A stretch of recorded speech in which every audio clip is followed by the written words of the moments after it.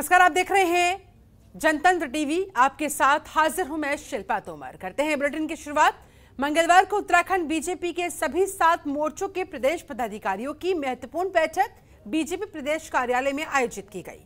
इस बैठक में सीएम पुष्कर सिंह धामी, प्रदेश अध्यक्ष मदन कौशिक, प्रदेश महामंत्री संगठन अजय कुमार ने मोर्चे के पदाधिकारियों को दिशा निर्देश दिए। वहीं बीजेपी प्रदेश अध्यक्ष मदन कौशिक ने कहा कि चुनाव में मोर्चे की क्या भूमिका रहेगी, उन सब चीजों को लेकर मोर्चे के पदाधिकारियों को अवगत करवाया गया है। साथ ही जब मोर्चे के पदाधिकारी और कार्यकर्ता जनता के बीच जाए तो उन्हें क्या कहना है, क्या करना है, उसके भी दिशा निर्देश दिए गए। इसके अलावा बीजेपी प्रदेश अध्यक्ष मदन कौशिक ने कहा कि प्रदेश संगठन की ओर से प्रदेश पदाधिकारियों के होने वाले आगामी प्रवास कार्यक्रम भी तय कर लिए जाएंगे, जिसमें प्रदेश पदाधिकारियों और पार्टी के वरिष्ठ नेताओं को 10 दिनों तक मंडल और विधानसभाओं में 10 दिन का प्रवास कार्यक्रम करना है। वहीं सीएम धामी ने साफ किया कि उत्तराखंड में सभी शासनादेश 15 तारीख तक जारी कर दिए जाएंगे। इसके लिए अधिकारियों को निर्देश भी दे दिए गए।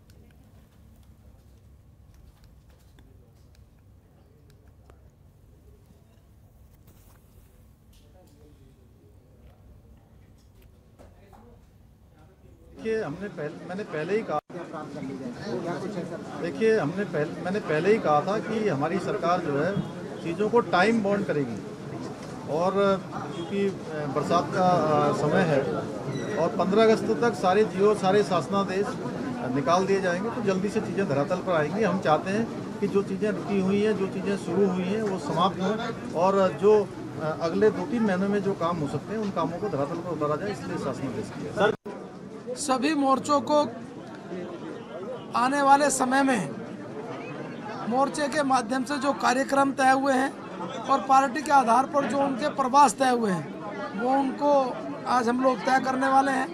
यानी जिस तरह हमने कल सारे पदाधिकारियों से अपेक्षा की थी कि 10 दिन उनको प्रवास करना है, इसी प्रकार मोर्चे के पदाधिकारी भी महीने में 10 दिन आप अपने मंडलों स्तर तक, नीचे तक प्रवास का कार्यक्रम रखेंगे और जाएंगे।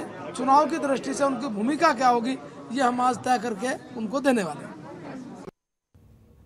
वहीं नैनीताल में कांग्रेस महिला जिला प्रभारी रीता सिंह और सोशल मीडिया प्रभारी नैनीताल अभय सोनवानी का कांग्रेस कार्यकर्ताओं ने जोरदार स्वागत किया।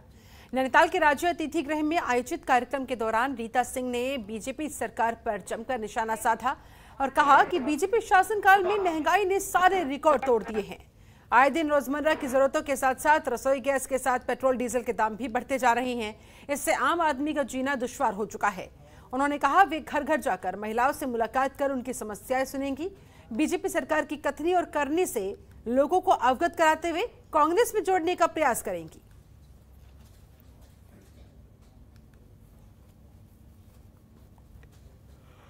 कितने संस्थान बंद हो गए, कितने लोग बेरोजगार हो गए। अच्छे अगर मिडिल फैमिली को देखिए तो पूरी तरह से तबाह है।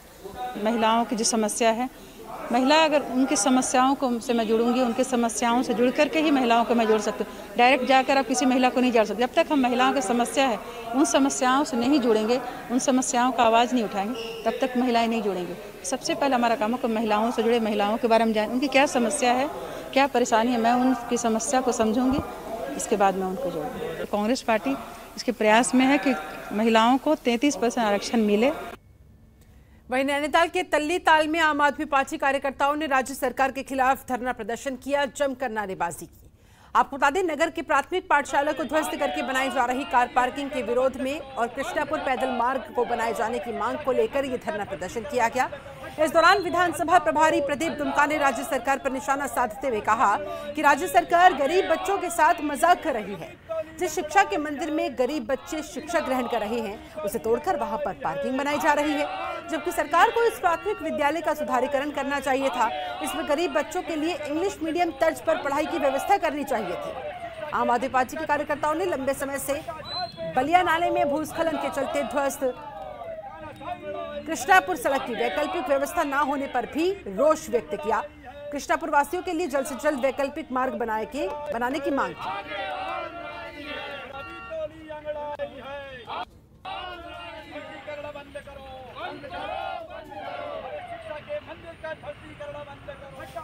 हेरिटेज बिल्डिंग मतलब जिसमें कि करीब 100-125 साल से एक प्राइमरी स्कूल बच्चों के लिए और एक जूनियर हाई स्कूल चला करता था, इन स्कूलों में मजदूरों का बच्चा पढ़ता है, इन स्कूलों में गरीब का बच्चा पढ़ता है। और अगर आपने ये स्कूल तोड़ दिए दोनों, अभी भी वहाँ पर 50-60 बच्चे पढ़ते हैं, कोविड का पीरियड चल रहा है लेकिन फिर भी वहाँ शिक्षा चल रही है, 50-60 बच्चे यहाँ दोनों स्कूलों में पढ़ते हैं। और आपने अगर इन स्कूलों को बंद कर दिया तो ये बच्चे कहाँ जाएंगे पढ़ने के लिए? अंग्रेजी स्कूलों की यहाँ पर जो अंग्रेजी स्कूल है वहाँ तो बहुत ज़्यादा फीस है, वहाँ तो बच्चा वो जा नहीं सकता। वहीं अल्मोड़ा के पूर्व विधायक मनोज तिवारी ने कोरोना काल में सुरक्षा की दृष्टि से लागू लॉकडाउन से व्यापारियों और अन्य को हुए नुकसान की भरपाई के लिए आर्थिक सहायता देने की मांग की है, जिसे लेकर मंगलवार को गांधी पार्क चौघान बाटा अल्मोड़ा में उपवास भी किया गया। इस मौके पर पूर्व विधायक मनोज तिवारी ने कहा कि कोरोना काल की पहली और दूसरी लहर में लागू लॉकडाउन ने व्यापारियों की कमर तोड़कर रख दी। लगातार बाजार बंद होने से व्यापारियों की आर्थिक स्थिति बेहद दयनीय हो चुकी है। इसी के साथ उन्होंने केंद्र सरकार से मांग की है कि जिन भी व्यापारियों ने अपने व्यापार के लिए बैंकों से कर्ज लिया है, उनका कोरोना काल का ब्याज पूरी तरह से माफ किया जाना चाहिए। व्यापारियों को आर्थिक पैकेज दो, व्यापारियों को आर्थिक पैकेज दो। व्यापारी मांग है कि केंद्र सरकार जो हमारे व्यापारी हैं उन्होंने जो ऋण लिया है या उनकी जो सीसी लिमिट है कोरोना काल के दौरान उनके ब्याज को माफ करे और उसके साथ साथ प्रदेश सरकार उनके बिजली और पानी के बिल को माफ करने का काम करे, उनको एक आर्थिक पैकेज देने की घोषणा करे। और इसके साथ साथ हम नगर पालिका और जिला पंचायत से भी अनुरोध करते हैं कि जो उनकी दुकानें जिनका स्वामित्व नगर पालिका और जिला पंचायत के अधीन है वो उस कोरोना काल के दौरान उस किराए को भी माफ करने का काम करे। इस बात को लेकर आज यहाँ पर उपवास कार्यक्रम में हम बैठे हैं। वहीं वन मंत्री हरक सिंह रावत के पूर्व प्रेस सचिव और कोविड प्रतिनिधि बेस हॉस्पिटल कोटद्वार सुधीर बहुगुणा ने कैबिनेट मंत्री हरक सिंह रावत के खिलाफ ही मोर्चा खोल दिया है। आपको बता दें कि काफी लंबे समय से सुधीर बहुगुणा सोशल मीडिया के जरिए मंत्री जी से अपने भुगतान की मांग करते आ रहे थे, लेकिन मंत्री की ओर से पीड़ित कार्यकर्ता का भुगतान नहीं किया गया, जिस वजह से मजबूरन वन मंत्री के पूर्व प्रेस सचिव सुधीर बहुगुणा ने अपने भुगतान की मांग के साथ कोटद्वार में बीजेपी कैंप कार्यालय में सांकेतिक धरना दिया। तस्वीरें देखिए आपके साथ।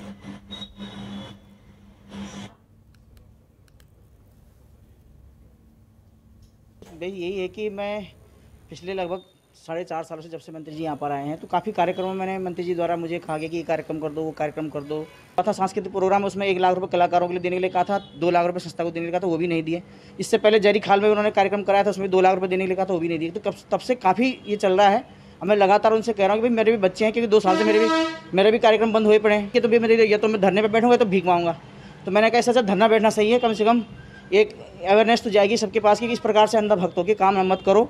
और कम से कम ये उन नेताओं के लिए भी सबक है जो इस प्रकार से कार्यकर्ताओं का उत्पीड़न करते हैं। वहीं बाजपुर के किसान नेता जगदार सिंह बाजवा ने 20 गांव की 5,838 एकड़ भूमि प्रकरण मामले को लेकर प्रेस कॉन्फ्रेंस की।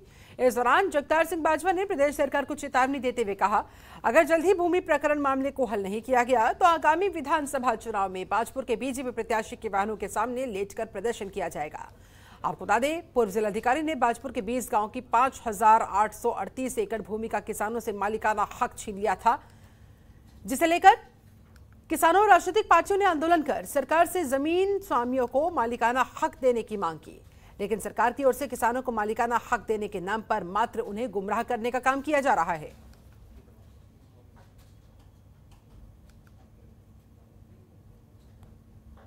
तो मैं यहाँ के जनप्रतिनिधियों से एक बात कहना चाहता हूँ कि अब समय सिर्फ चुनाव तक का बचा है। चुनाव से पहले ये मामला हल हो जाना चाहिए। अगर ये मामला चुनाव से पहले हल ना हुआ तो भारतीय जनता पार्टी का प्रत्याशी, चाहे वो कोई मंत्री हो चाहे वो कोई संतरी हो, मैं चेतावनी देना चाहता हूँ कि बाजपुर की सड़कों पर उसकी गाड़ी आएगी, उसके सामने मैं लेटूंगा। सबसे पहले घुसने नहीं दिया जाएगा यहाँ के नौजवानों को साथ में लेकर के।